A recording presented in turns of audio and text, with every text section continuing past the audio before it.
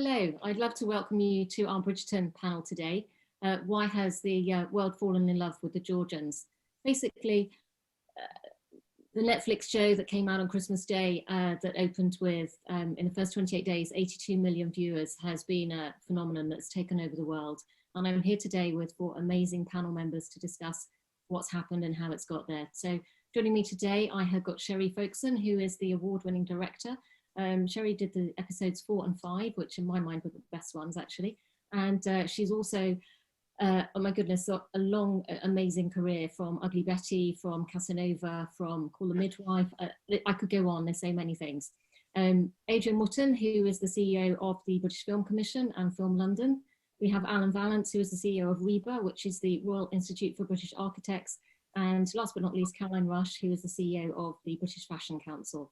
So my name is Elizabeth DIAFERIA. I am the Senior Advisor to CITIB, which is the Creative Industries Trade and Investment Board. We work for the UK government, not for the UK government, we work with the UK government and with the industries, creative industries, to promote all of our amazing creative industries around the globe. So I'd like to welcome you today, and thank you for our panel for joining us. It's South by Southwest. We're not actually in Austin, Texas. We are around the world. I'm actually in the Bridgerton drawing room at this stage at Lady Bridgerton's. And I'd like to open with ADRIAN to tell us, how did we get here? How did Shondaland come to do Bridgerton in the UK?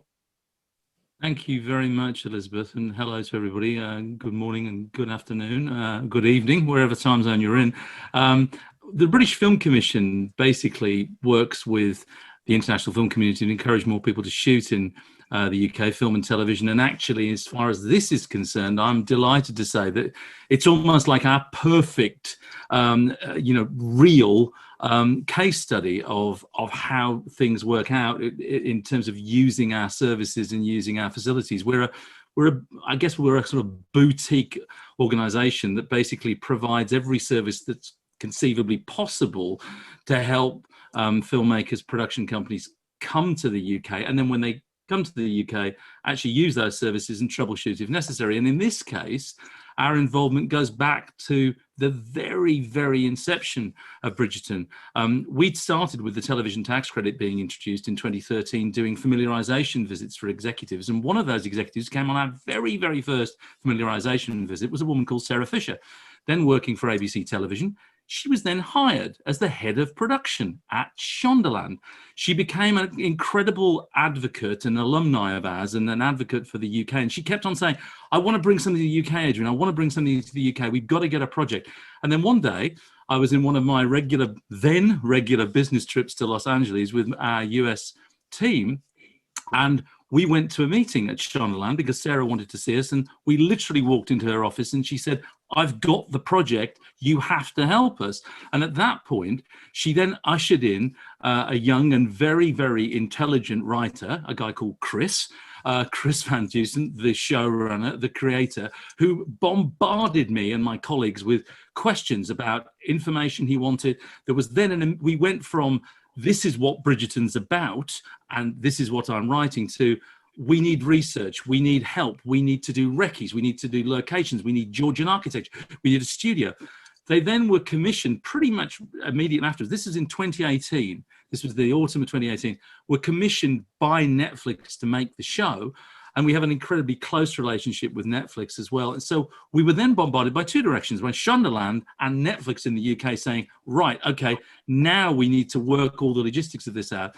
And that logistics involved working with Creative England, the Bath Film Office, London locations. We helped Netflix and Shondaland source a studio, which was actually a former paint factory in Uxbridge, 400,000 square meters, which people working around the clock built these huge sets on. And then we worked on the ground with the partners to work in across the Southwest. There was a lot of shooting as well in York and Yorkshire, but obviously in Bath.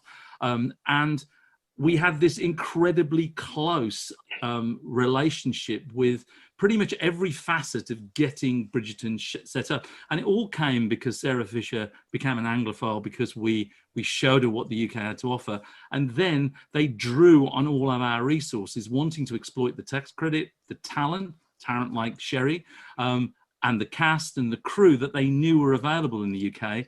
and we basically put the picture together, the puzzle together, to allow them to realize it. And the result you now see on the Netflix screen.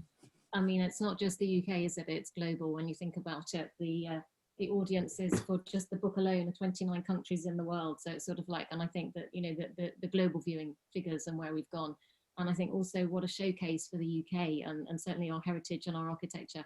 And I noted it's actually 25 years since Colin Firth took his shirt off with Jane Austen's Pride and Prejudice. I think that, you know, what a different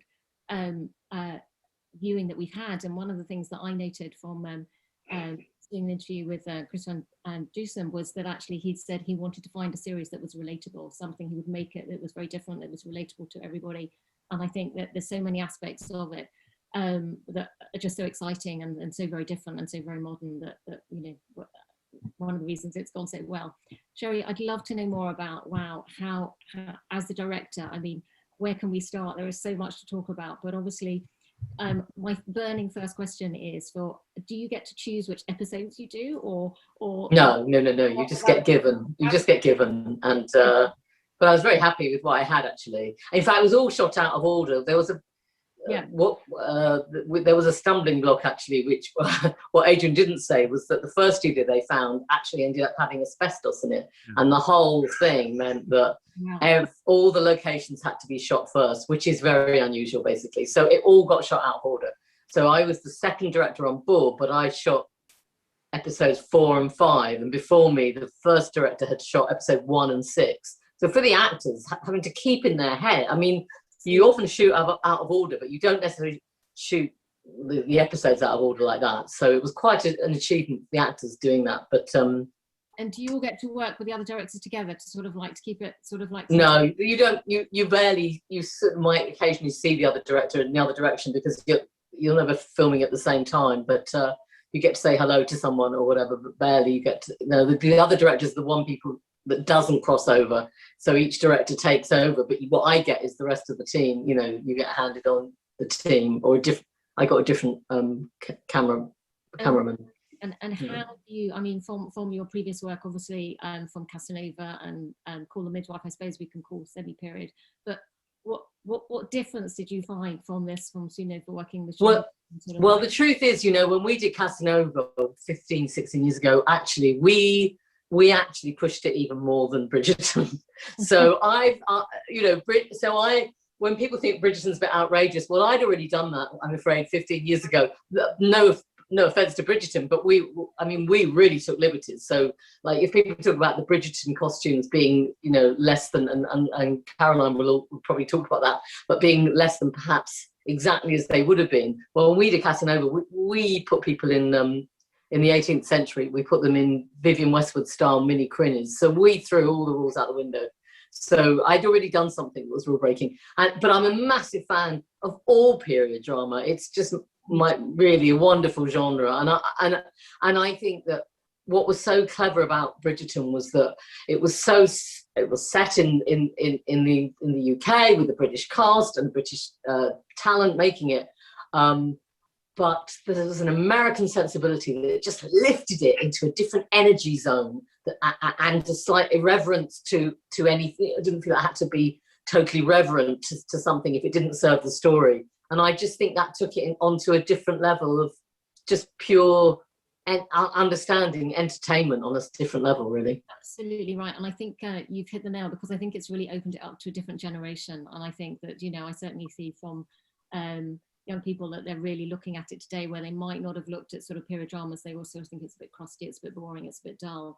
And I think just also, not only that, but just the whole modernity from I think sort of like what we also saw from the blind casting, and sort of like there's so many things that actually are so relevant to today and to now. And just, you know, apart from the fact that, you know, we all want to deck our homes out with more wisteria and sort of like columns and you name it, and sort of like the different tastes that have gone over. I mean, one of the things that's happened is that, you know, increase across everything from crafts, from people looking at playing the piano, from needlework, from sort of like, it's just been amazing. Are we on a sort of like lockdown frenzy to looking for new things? But I think the sort of like the spillover that it has created an interest from, I mean, it's amazing. When I looked up all the figures of everything that's increased, from, you know, sewing kits to sort of pianos to sort of like reading romantic novels, has gone up 900%. and so much action that is just relevant to this Regency fascination. So and I'm also keen to know, before I move over to everybody else, just on that sort of like, did you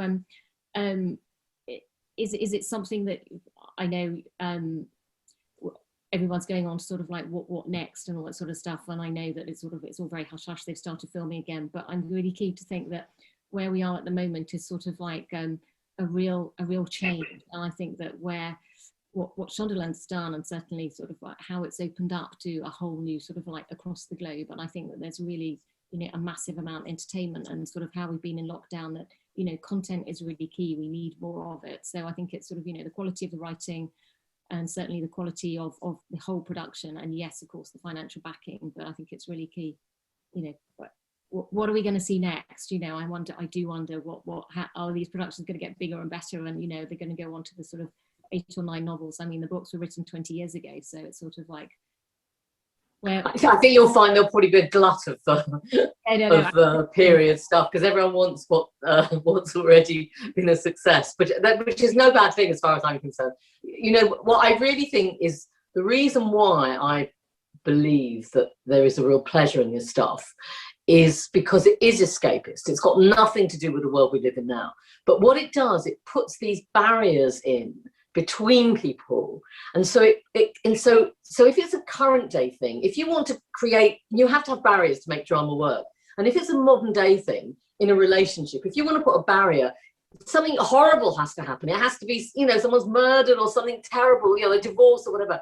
But here, just being alone in the garden with a man can ruin your life, and we all know that's absurd. So for us, the viewer, there's a real pleasure in understanding there's enormous jeopardy for them, but we don't feel uncomfortable with that because we know it's ridiculous. And I think in the times that we live in, where life is so difficult, it's just a wonderful form of escapism. It was complete escapism, isn't it? And I think the timing of when it came out, and I think what is incredible is that it was kept under wraps for so long that nobody knew about it, when it was suddenly announced, and you thought, oh, okay, what is it? But equally, you're quite right, that sort of like, just looking back, a Lady Whistledown, I mean, there were, did that exist? And yes, they did have gossip papers, and they did have people doing it, and sort of like the research I've looked into has been fascinating, finding out, and obviously the whole thing about a chaperone and being able to, not being able to go anywhere with just sort of like, another male, and whether it's your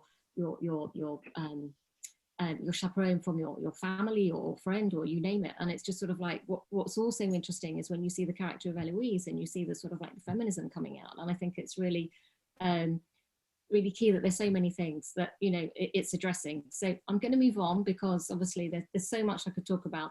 And Alan, I want to ask you, particularly, do you think from the sort of like architecture side, with obviously the buildings in Bath and Castle Howard in Yorkshire, and sort of like where will there be a revival in people going to stately homes once we open up to things? Oh, I'm sure there will be. I mean, I think it's lit everybody's imagination in the show for a whole host of different reasons. But that whole thing about Georgian architecture, and specifically we're talking about the Regency period, sort of early part of the 19th century, when the Prince Regent was ruling. It had an enormous effect on the whole architecture of Britain. So the Prince Regent, massive supporter of architecture. He commissioned the architect John Nash, built many grand buildings in London, Marble Arch, Buckingham Palace. That whole track from Piccadilly Circus up through Regent Street, named after guess who, up to Oxford Circus, north again, to that little kink where the BBC Broadcasting House is, up to Portland Place where our offices are. It's an incredible, over a mile of planning and designing and building that went on. So you can see, the scale and the impact of that Georgian Regency architecture on the footprint of modern London. But other cities, you mentioned Bath, it had its own circus, had the Royal Crescent with that large curved terrace housing, columns, and that was, of course, the frontage for the Featheringtons house in the show. And I think it was something like 24 different set locations on the show. And we've actually in the RIBA's collections, we've got sketches, designs, and photos of a huge number of those buildings. Obviously, all that's locked away with this COVID thing, but most notably sketches of the Inigo Jones Queen's house in Greenwich in London, which was the set for Somerset House in the show, where Prince Friedrich was greeted when he came to find his wife. And I think that was one of the episodes SHEREE directed, if I'm right. And also Queen's House Colonnade, used for the evening scene where the Duke of Hastings put his boxing skills to use on Lord Bergbrook. Castle Howard, mentioned in York. Everybody who's loved Brideshead revisited, great place to go when it's open again. Now, in Regency England, that middle class that was growing in wealth, which was generated for a whole host of reasons, the Industrial Revolution, they could afford to do things. But I think it is really important to acknowledge that some of that wealth came from the proceeds of slave trading, which was still going on. So whilst it's fantastic that the cast on the show was so diverse, we can't forget the reality at that time was very different. So that world was afforded to very few people. But the middle class had money to spend on luxuries, interior decoration, furniture, china like never before. And you can see a lot of that in the houses of the period. The Georgian houses themselves were very much about symmetry, clean lines, fenestration, that's window placement to us, multi-pane sash windows. And you can see a lot of that wonderfully displayed on the show in the frontage of the Bridgerton's house, which is actually Ranger's house in Greenwich. Absolutely beautiful. And inside the homes, let's face it, who doesn't want to look at somebody's home on the television?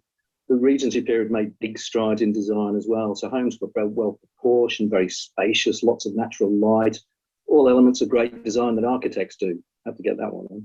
And the old formality of the living arrangements have broken down. And I think that period was the first time when homes look very much as they do today, with sofas and armchairs sort of permanently grouped around the fireplace or the harpsichord. It's all very relatable, how many of us live today, and I think that's very much part of what draws us to the show and that escapism. So a great show set against the backdrop of great British architecture. What's not to love about that, Elizabeth? Absolutely right. And as I sit in my drawing room here and sitting room, and I see that sort of like, as you mentioned, the windows, and we all want to live in a beautiful Georgian home. And I'm going to move over to Caroline and ask about corsets. So the increase and rise of the corsets by 1,000% just over Christmas alone, and the work and also I know that you just had at London Fashion Week, you had Nicola Coughlin, one of the cast members, Penelope Featherington. So I'd love to hear a bit more about how fashion and what your thoughts are. We did. I mean, I think Bridgerton's a great example, isn't it, of the role that fashion and costume design plays in terms of film and television.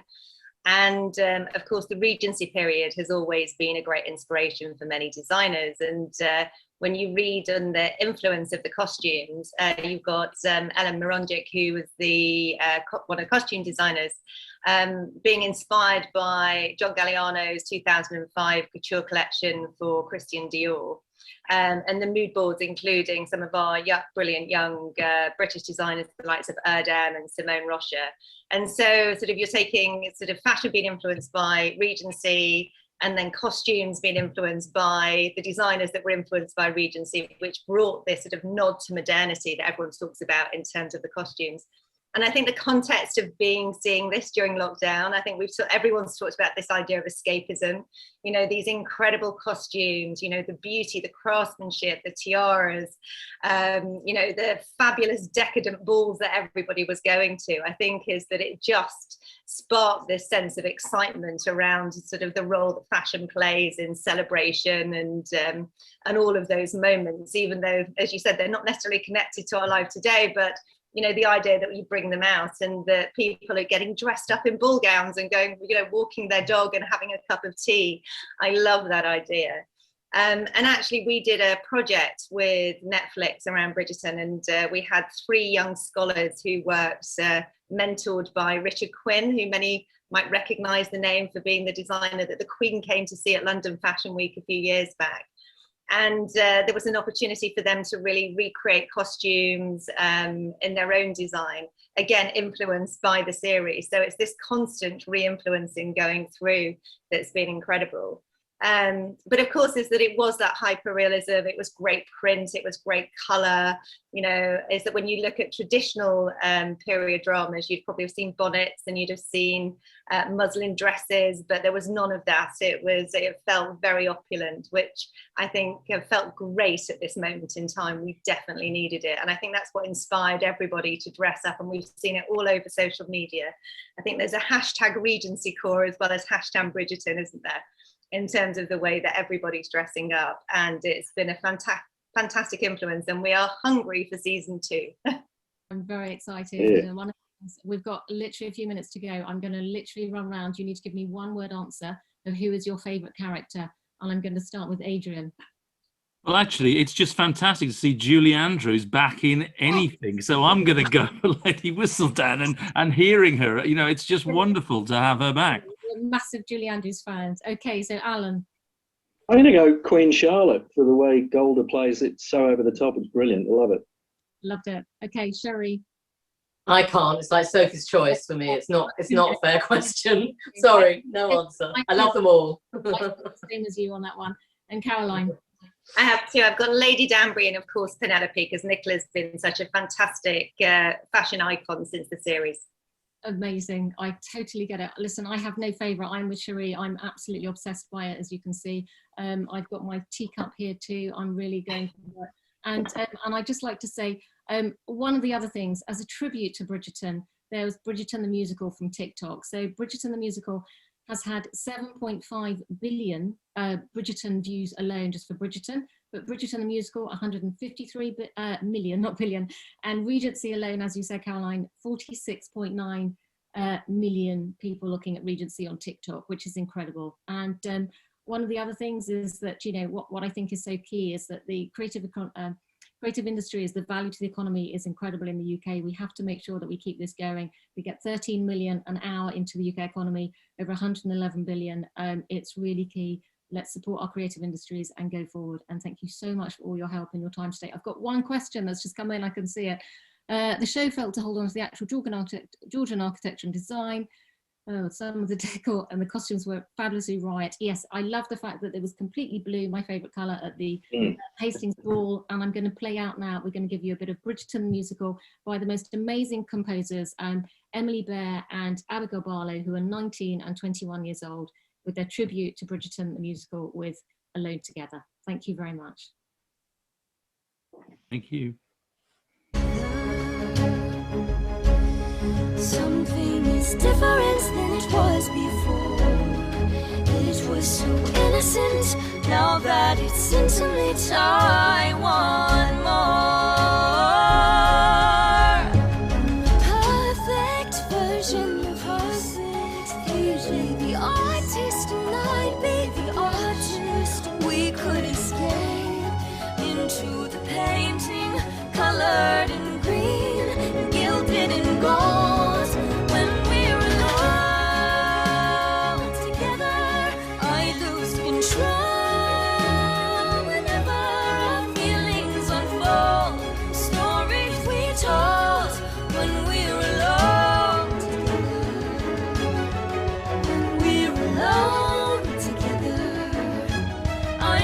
You